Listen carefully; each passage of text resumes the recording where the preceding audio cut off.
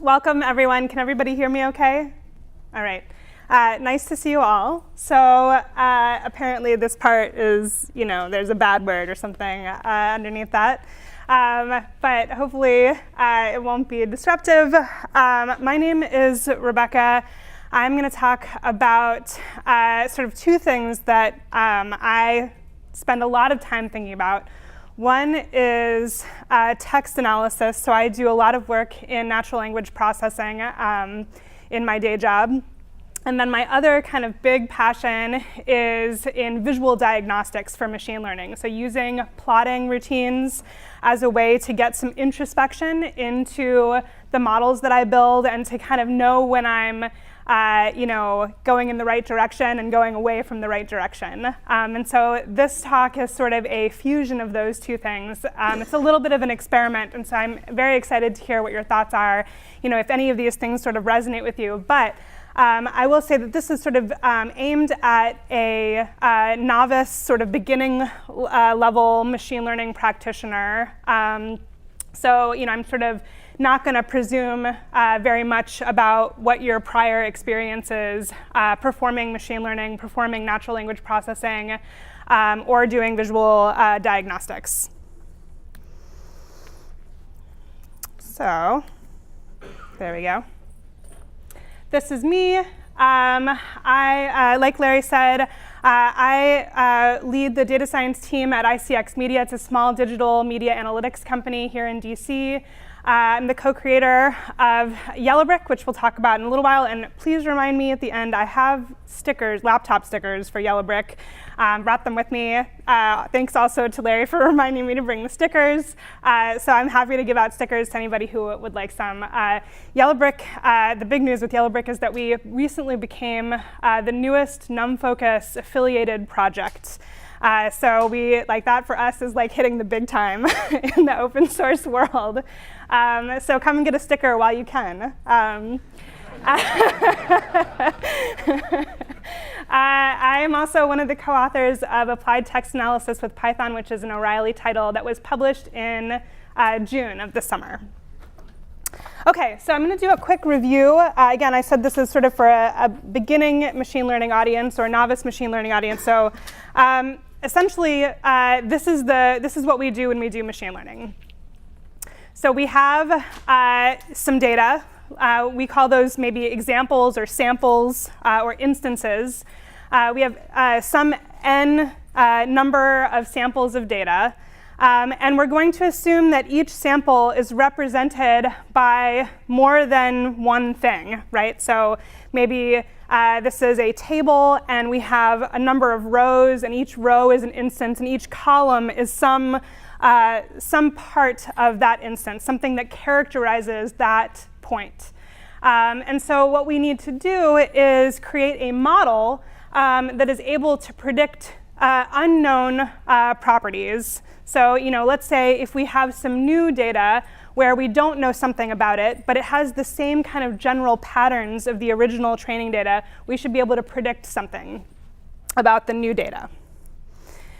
So let's kind of switch to a spatial, right? So we're going to move from thinking about data as a table, a spreadsheet or a data frame, to thinking about data as things that are in space, right? So in this case, each of our points exists in some high-dimensional space. And what we want to do is try to figure out how to define regions between those points that are meaningful in some way. And so hopefully those regions are things that will allow us to make these predictions. So maybe in some cases we want to be able to draw lines or curves. Sometimes we want to be able to kind of do hyperspheres around our points so that we can differentiate between different types of points if we're doing classification, let's say, or maybe we want to be able to regress or cluster them. OK, so now we're all on the same page in terms of our terminology, right? So we have instances. These are maybe our rows, or in the spatial interpretation, these are the points in space. They're composed of features, and those features in our tabular kind of interpretation are what make up the dimensions in the spatial interpretation, right? OK, so what that means is that our feature space is the n dimensions where our variables exist. And this is all of the variables up until the target, assuming we're doing some kind of supervised machine learning problem. We have a target, and so that's not part of the dimensionality. But everything else in, in our table is going to add a dimension. So feature extraction, then, is what we do on the kind of original data to try to create some space where prediction is going to be possible. So let's kind of take a real-world example, right? So let's say we have a bunch of instances, and each instance is an instance of a tire. So each row is a tire in our data set. And each column is some information about that tire. And what we would like to predict is how thick the tires are after we've put them through the paces, after we've done some testing. And so let's say the columns that we have define things like how far the tires traveled in the test. That's a tongue twister. How far the tires traveled in the test. And the second column is maybe the duration of the test, right? Because it's not just how far, but how long we had the tires burning for, right? That's going to probably determine how thick or thin they are after the testing period.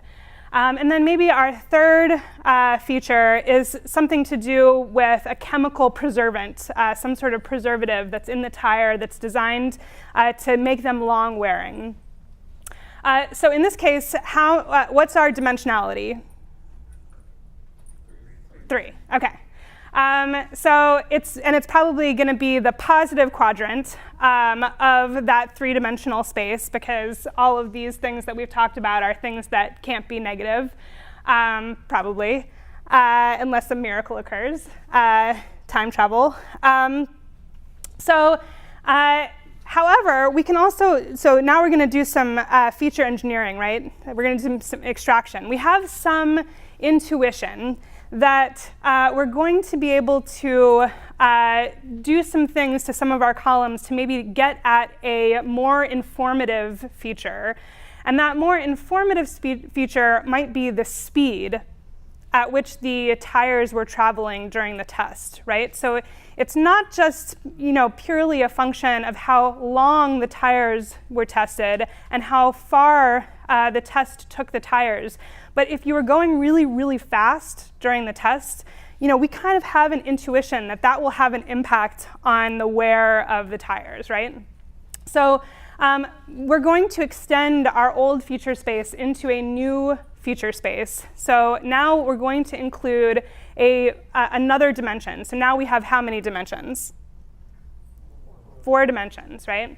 So we're going to do this mapping that takes us from our original dimensionality into this new dimensionality. And the hope is that this new dimensionality allows us to more easily draw some kind of decision boundary so that we'll be able to differentiate our tires in terms of their targets. Maybe we're classifying them into long-wearing and short-wearing, or maybe we're just trying to regress, although this makes it look like we're trying to classify the picture.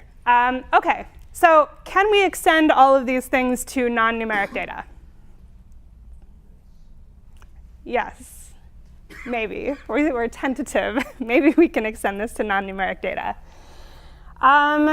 So in fact, a lot of the data that we work with, that you work with maybe, is not numeric out of the box, right? So maybe it's image data. Who works with image data? Who works with video data? Who works with sound data? Who works with text data?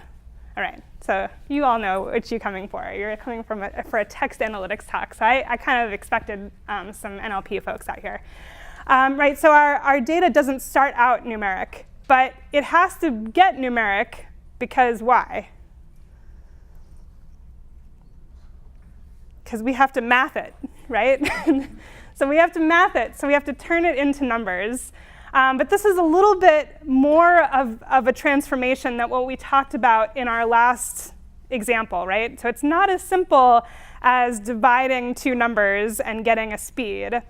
This is going to be a different kind of transformation. And so we should be anticipating some added complexity here, right?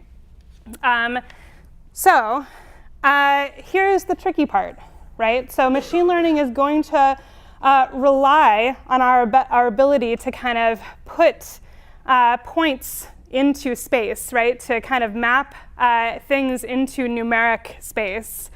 So that we can decide when two tires are close to each other or far apart, or when two documents are close together or far apart.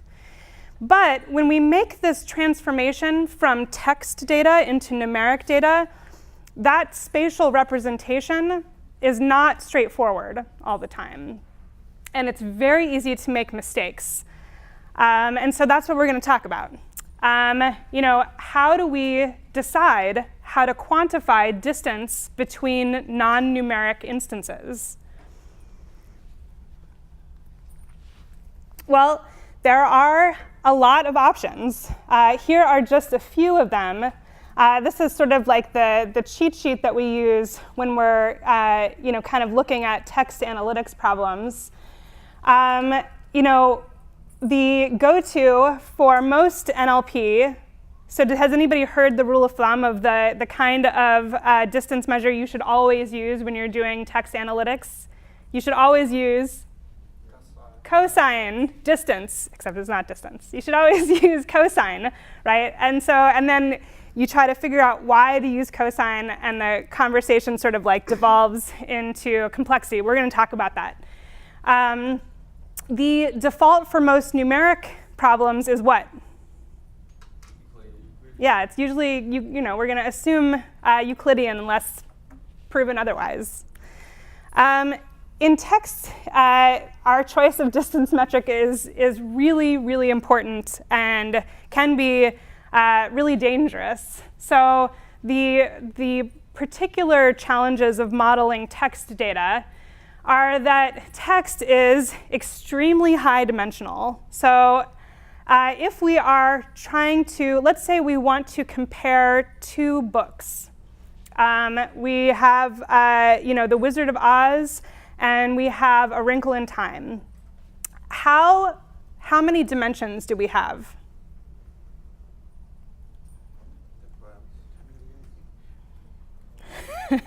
We have a dimension for every word that appears in the union of those two books. So every word that can occur in either book is the dimensionality that we're working in. This is way bigger than 4 dimensions in our original tire problem.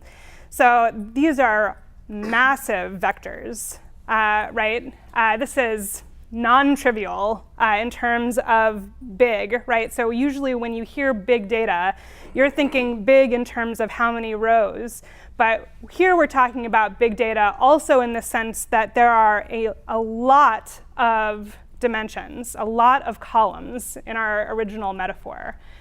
The other thing is that it's extremely sparsely distributed. So in the case that we're comparing, say, The Wizard of Oz and A Wrinkle in Time, maybe those two books share a lot of words. But if we're going to compare, a Kanye West tweet with A Wrinkle in Time, we're going to end up with, Kanye West's tweet is going to be represented as an extremely sparse vector, right? So it'll mostly be composed of zeros, right? So most of the words that appear in A Wizard of Oz are not going to appear in Kanye West's tweet just because he's limited by characters, right? Not by his vocabulary. So we have this problem of, how are we going to compare these extremely different vectors? This one vector that's going to be extremely populated and it's going to have a lot of ones in it. It's going to have almost all ones in it. maybe, unless he has some interesting words in his tweet. We're going to have one book vector that has a whole lot of ones in it, and the other vector is going to be mostly zeros. How do we compare those two? That's tricky to compare. Also, we're going to have, do you mind if we hold questions until the end? We're also going to have some features that are a lot more important than other features. So, if we're comparing documents about hobbies, let's say we want to cluster all of the sporting documents, and we're hoping that we'll get a cluster, nice clusters of basketball and baseball and soccer, let's say. The dimension of the word "of" is not going to be very informative overall. It's not going to really help us cluster and differentiate those hobbyist documents. The dimension of the word, the token basketball, is probably going to be a lot more informative in forming those clusters.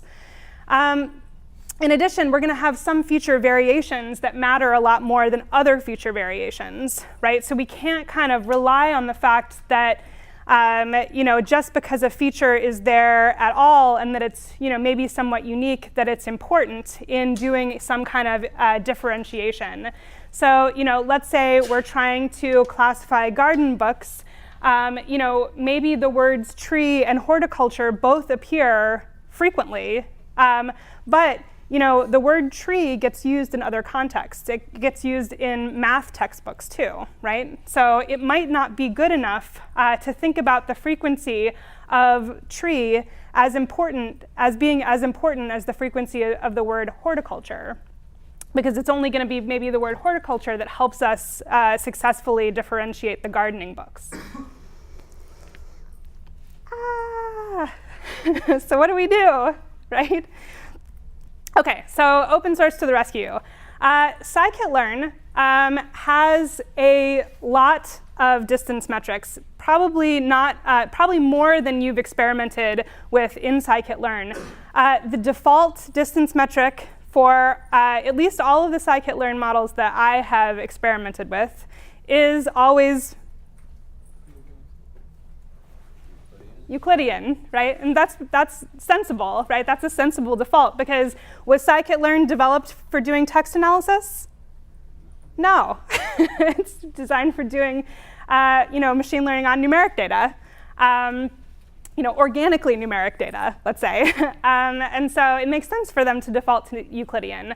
And scikit-learn is also amazing because the API sort of plugs in those defaults without signaling that it's plugging them in. So it's just going to do it under the hood and not say anything. And so you may be using Euclidean distance and not even know it. Scikit-learn has a bunch of actually pairwise distance measures implemented, some of which we'll talk about. But it turns out that you can use really almost anything from SciPy's spatial distance module also just out of the box. So it'll work seamlessly with scikit-learn, which means, sorry, my slides are a little bit cut off, but what this means is that you have a lot of distance measures to choose from. The note down here says that they don't all work for sparse sparse matrix input format, which can collide with some of the scikit-learn estimators, so just be warned. But you have a lot of options. So what I would propose to you is that you consider using Yellowbrick to help you decide which distance measure is the one that is most appropriate for your data set. Yellowbrick is a pure Python machine learning library that is designed to enhance the model selection process. So it is modeled on top of the scikit-learn API. So if you are already using scikit-learn, it will sort of work seamlessly with all of the estimators that you use. And it's one more import statement at the top. But it's essentially wrapping that fit and predict cycle that you're already familiar with and adding on top of that common matplotlib plotting routines that allow you to introspect the model that you've selected to see if it kind of correct or if it's improving, if you are doing gradient ascent or descent. And really the idea is that model selection should not be a random walk, right? You should be purposefully moving towards models that are more performant and not just kind of picking the top 5 from Kaggle today and using those hyperparameters and hoping that they also work for your completely different data set. The specific model that I wanted to kind of show you from Yellowbrick is the TSNE, so it's stochastic neighbor embedding. So what TSNE does is it applies some kind of dimensionality reduction. So in our case, it does singular value decomposition by default, but it could just as easily be principal component analysis. And it does this for efficiency of computation. And then it embeds the resulting vectors using the probability distributions from the original dimensionality and the reduced, decomposed dimensionality. And then, because it's Yellowbrick and it's kind of wrapping these plotting routines, it executes a scatter plot. And so what you see here in this example plot is a projection of about 400 documents that have been vectorized, so turned into numeric vectors, and then projected using a stochastic neighbor embedding plot using Yellowbrick. And the colors, you can actually color by class. So even though TSNE is generally used for clustering problems, if you know the classes in advance, you can toggle on coloring by class. So what this does is it shows us how effectively the stochastic neighbor embedding captured the class behavior. How are we doing on time? We good? I don't have a clock. OK. So I wanted to sort of underline that distance is sort of not a single problem, single solution kind of thing. Even that kind of rule of thumb about always using cosine distance for text analysis problems does not always work. And so what I would like to suggest is that you should be brave to experiment with a bunch of the distance measures that are implemented in scikit-learn and in SciPy, and then couple that with visual diagnostic tools like the TSNE plot from Yellowbrick to gauge whether or not the distance measure is effectively capturing the behavior of your specific data set. And so in order to illustrate this, I picked a few different data sets. These are all from the UCI machine learning repository. They're all easy to find.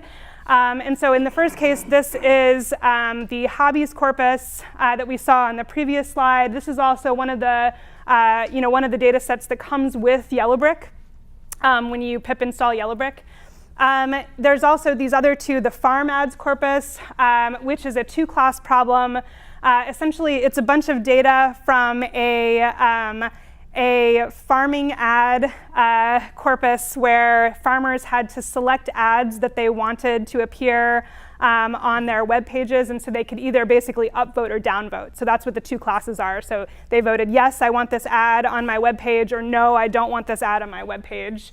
And so in general, the doc length there is, they're short documents. The documents are just the tags, the metadata tags that characterize the ads. So they say things like, food, or McDonald's, or Swatch, or technology, or something like that. Or pregnancy. In fact, pregnancy is highly correlated with downvotes in farmer ads, interestingly enough. And the dress attributes sales corpus is another UCI repo data set. It's a corpus of 500 dresses represented as their features. And in this case, every dress has the same number of features, right? So every document is the same length. Whereas for the other 2 corpora, the documents are varying lengths, right? And so this is, common, that you'll have kind of documents that are very different lengths, but in some cases you're going to have some kind of data set where you have maybe a single word, for each dimension. Okay, so we'll start off with Euclidean distance. This is kind of our base assumption. Using scikit-learn models, we're going to assume Euclidean space. So Euclidean space is the straight line distance between any 2 points, and that holds true even after we've converted our documents into words in space. And so in order to do a visualization of how these corpora behave using Euclidean distance, we'll instantiate a t-SNE visualizer using Yellowbrick. So t-SNE visualizer is one of the objects, one of the classes that's implemented in the Yellowbrick library. We'll pass in metric equals Euclidean. Then we'll call fit and poof. So poof is like the show method for Yellowbrick, and it's not show because we didn't want to collide with show, because that already exists with Matplotlib. And so we'll call fit on our documents and our labels, and we'll call poof. And the result is this. So for our hobbies corpus, our ads corpus, and our dresses corpus.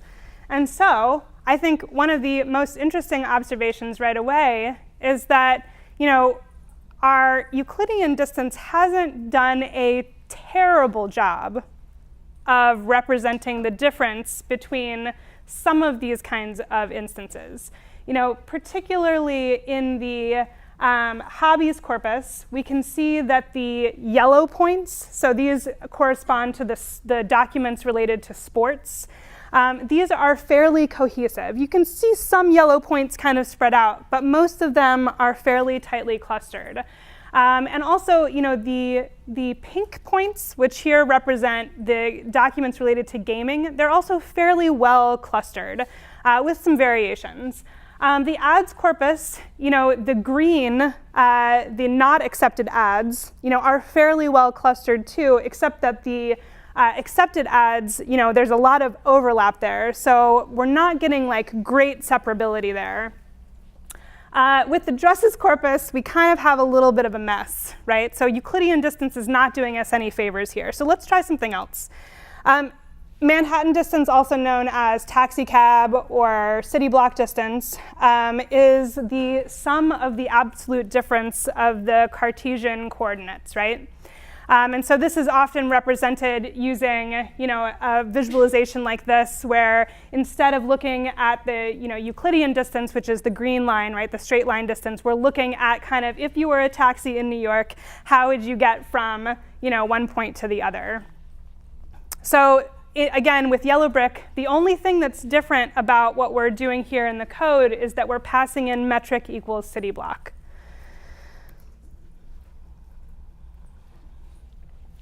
And here are the resulting t-SNE visualizations. So, observations. Potentially, this is doing slightly better for the ads corpus than our straight Euclidean distance. It looks to be potentially worse for the dresses corpus, with maybe the exception of that green cluster. But the yellow in our hobbies corpus is now more spread out. The sports documents are more diffuse than they were, so it looks like we're getting worse. Okay, so it sounds like we don't like this one. Let's try something else. So Chebyshev distance is checkerboard distance, right? And so this is a different, a slightly different way about thinking about distance. So, it's a way to sort of say, how far away are we from this point? Are we 1 block?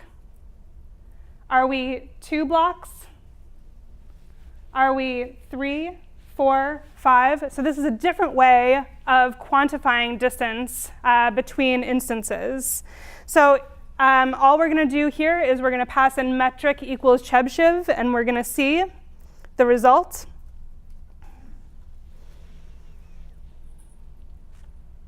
What do we think? Thumbs up, thumbs down? Meh. I think that the second cluster here in our dresses corpus maybe is fairly tight. I'm not feeling great about the other ones, so let's try something else. How about a generalization of those other distance measures? So Minkowski is a generalization of the last couple of distance measures that we looked at. And it is a way to define, kind of in some general case, distance in a normalized vector space. So we're going to pass in metric equals Minkowski.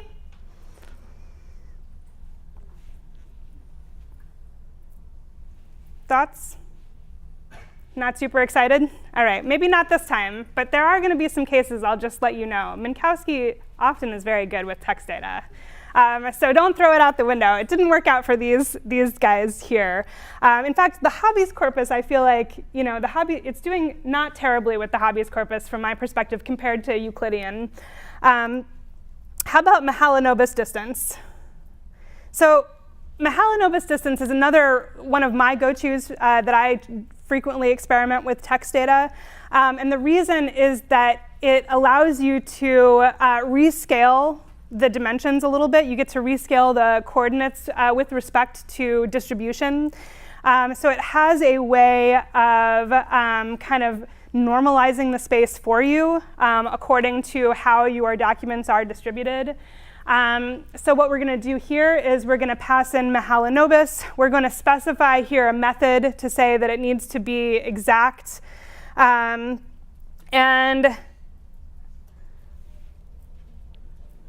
so I'm starting to see some interesting things here with the ads corpus, namely that there seems to be some potential decision space forming where there's a pretty good distinction between the green and the blue that we haven't seen in the past examples. The dresses corpus is still struggling, so it's Mahalanobis distance is not really helping us out that much, and the hobbies corpus is not liking Mahalanobis very much either. How about cosine distance? All right, this is our favorite friend for text analysis. Although note, cosine distance, not actually a distance measure because it does not satisfy what? Right, so somebody is going to call you on that. It might be in a job interview, it might be at the water cooler, it might be at like a hip party that you go to. But now you know the answer. But even though it does not sort of, it's not technically a distance measure, we can use it to quantify the difference between documents. And the way that we do this is not looking at the absolute distance between document A, let's say, and document B, but at looking at the cosine of the angle. So here we're going to pass in metric equals cosine.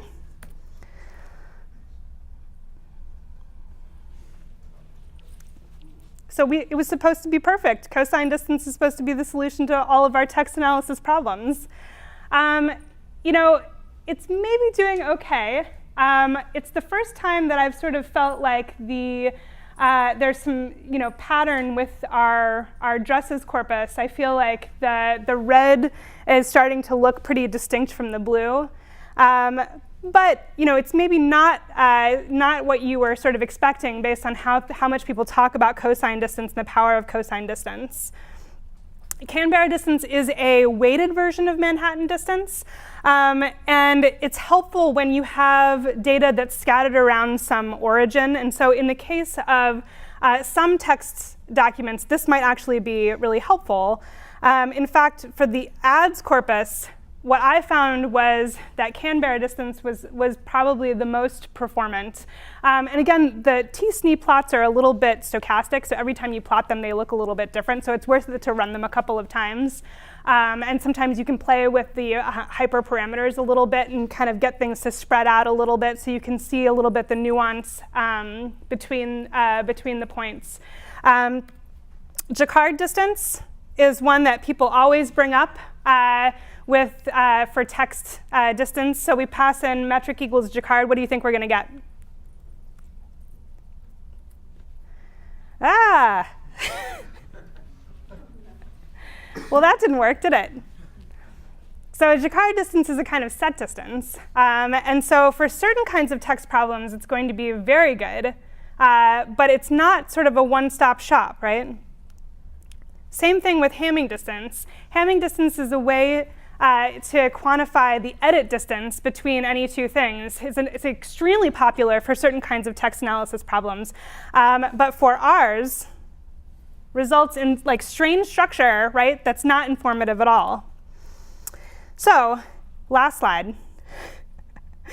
What I would like to sort of suggest is that, when you start out with a new data set, you don't know always from the beginning what combination of model and hyperparameters and feature engineering is going to be the best for your problem.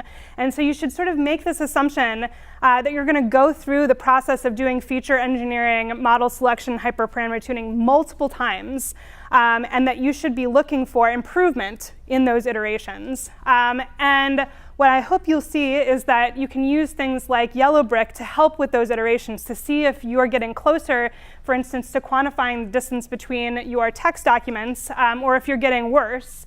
If you're interested in doing text analysis, we actually have several other visualizers in Yellowbrick that are special for doing text analytics. This dispersion plot here is one that's created by Larry here, so you're welcome to come up and chat with him or Kristen or me about it. She's another contributor. Nathan here in the audience is another Yellowbrick contributor. You can come and chat us up about these. Dispersion plots allow you to see how words appear across documents. So you can look at the incidence of words across your entire corpus, which can be really useful for feature engineering.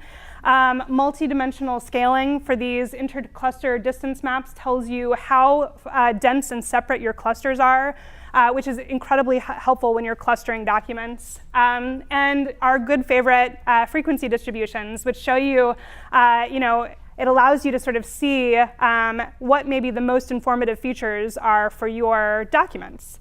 And you can kind of take this line from Ben Schneiderman, emeritus faculty at University of Maryland, who says, overview first, sort of like cluster your documents first, get that overview, and then zoom and filter on demand to get the details to tell you whether or not you're going in the right direction or in the wrong direction. And hopefully that will steer you well. Thank you very much for your time.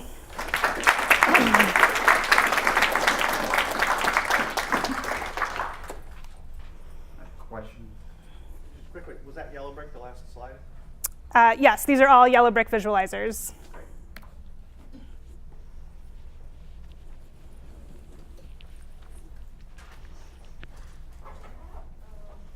So is it possible to use some of the parameters that you're using for visualization down the line for clustering or others? Because once you look at the TSNE, the next step is doing automatic clustering. And for a lot of data, you probably do not have the bandwidth to do.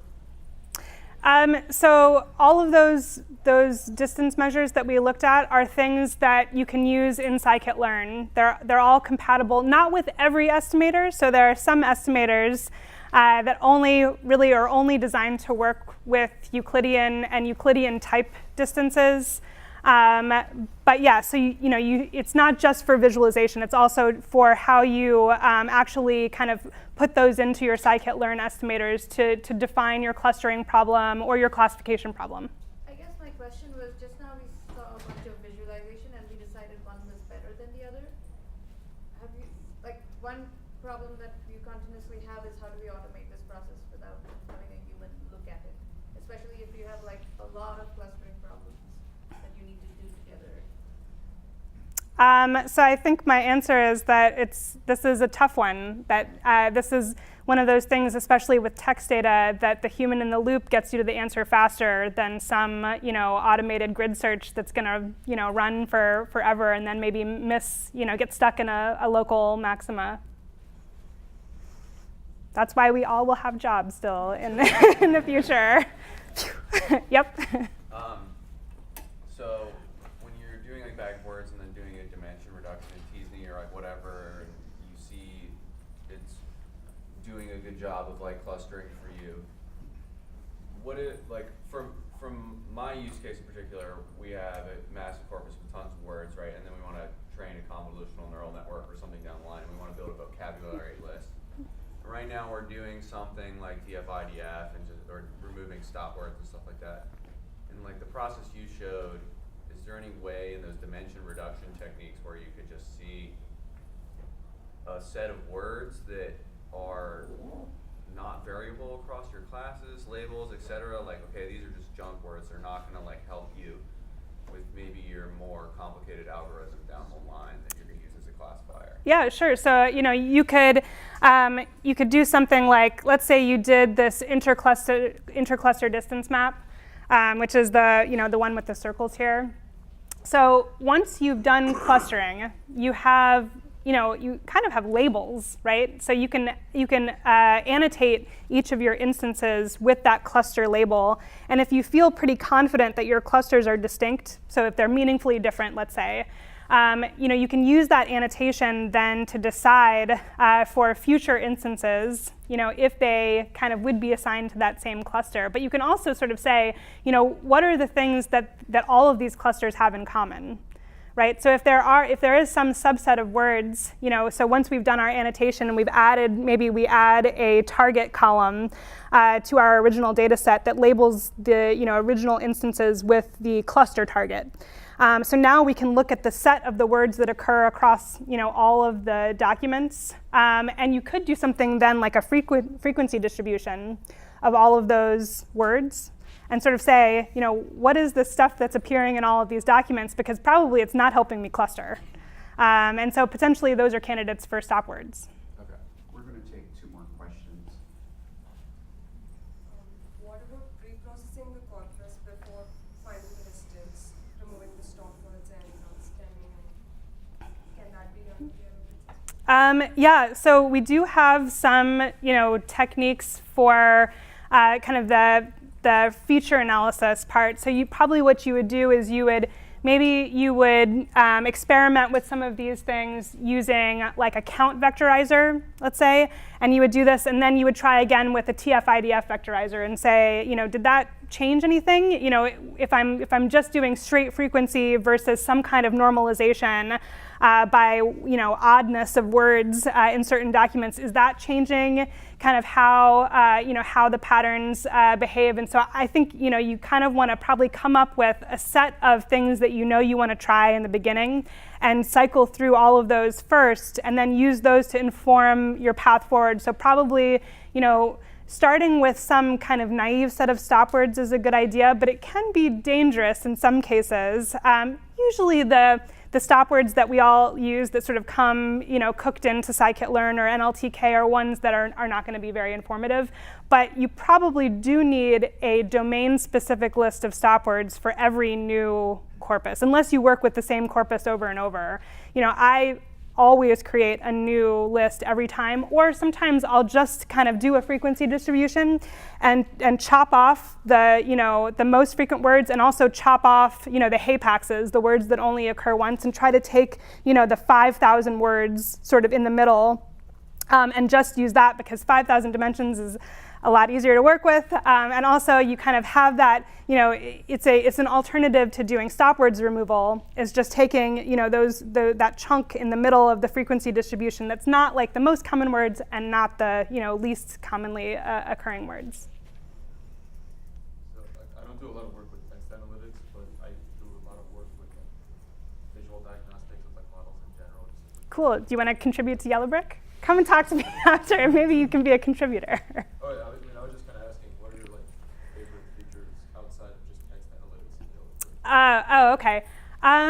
So I use the classification heat map and the confusion matrix all the time. I do a lot of classification. So usually what I do is clustering and sort of say are there patterns at all? And then once I feel like there are patterns, I use those patterns to try to create labels.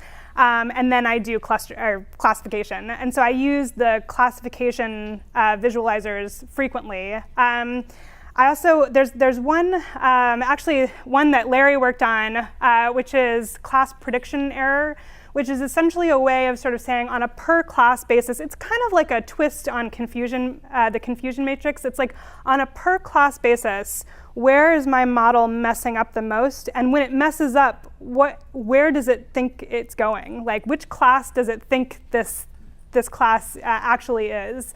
And that's really useful because sometimes you don't care about classifying all of the data. Like maybe there's just 2 or 3 classes in the whole set of classes that are relevant to your feature. And so it doesn't matter if you don't classify the other ones very well. You just have to be good at classifying those ones. And so you can kind of use that for making hard choices sometimes to sort of say, all right, well, we gotta launch this, so we're going to go with this because at least it's good at classifying the 2 classes we care about. So that one I like very much.